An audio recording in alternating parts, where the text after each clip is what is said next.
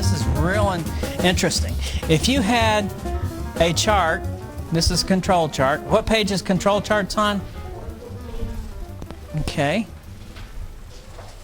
All right, now this is if this was the upper control limit, and this is the lower control limit, and this is the X bar line. Tell me what these things mean. What's the upper control limit mean? That's kind of what you'll accept, right? Goes above that, you don't like it. If it goes below this, you don't like it. This is the average of the averages. Okay, so if you took 100 measures, let's say you have calls coming in, or you have some kind of thing that's happening repetitively, and there's a bunch of stuff happening, like you're getting parts to this machine, and so you take the average of the averages and you start plotting these, right? An average of the averages, right? So you have 100 measurements that you took, and you average it, and you find a little spot that these are the average. And then you find another spot, you take 50 measurements, there it goes. Take another 50, take 100, take 80, and so you're all these little averages, right? Okay, by looking at that, what does that tell you? Yeah, the variation is pretty good. I mean, it's close to where you want it. This is a target. Where do we get that target? Okay, so what we're doing is we're measuring the averages, but we're trying to think about what it is that would take for us to have a high-quality product or high-quality service.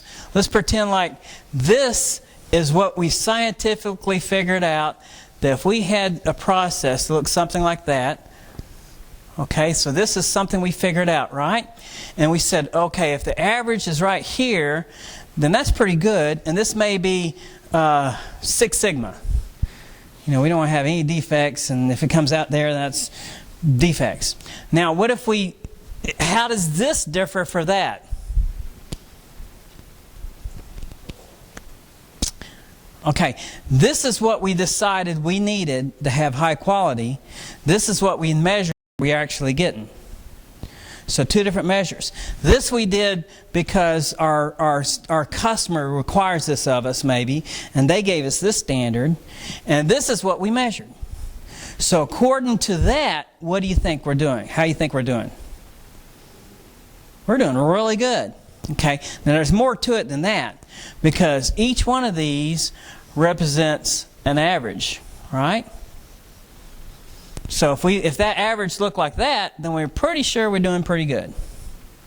Right? Because that whole 100% of all those measurements are within the upper and lower control limits. Does that make sense? Now, what would happen if it looked like this? Is that still good? Yeah, that one's really out of control, but we just happen to get the average in the right place. Okay, so it takes a little more thought, right? Now this is something that most people don't go and measure because they're happy with those spots. But this is called the range, right? If the range is real close, that's better than if the range is real bad. Now another thing that might tell us we're having a problem, if we start seeing this.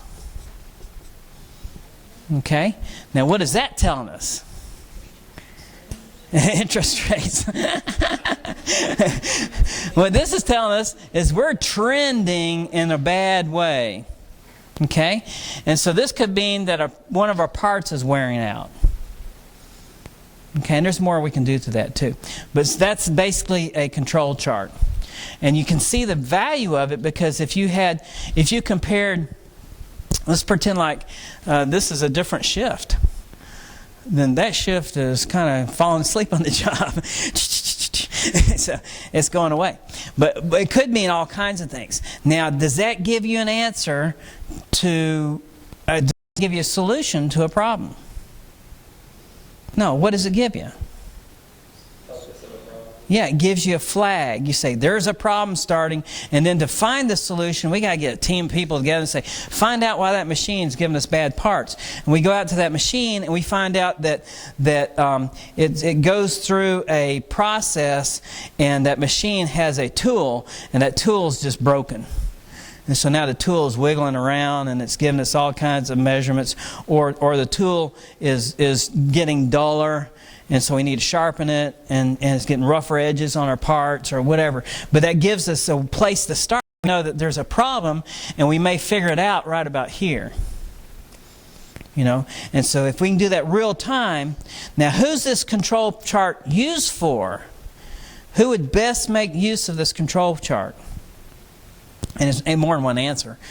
But think of the people. If this was right on your machine, and you were running the machine, then that would say that if you saw that, then you'd know when to shut down the machine, right? Because you would say, okay, once we get 3 below or 3 above, I need to shut it down, make sure we're going in right, make sure the parts are, we change the bit every time I see this. Okay, so at that point, the worker on the line would need to see it, but also maybe the manager line or quality department or somebody can see it.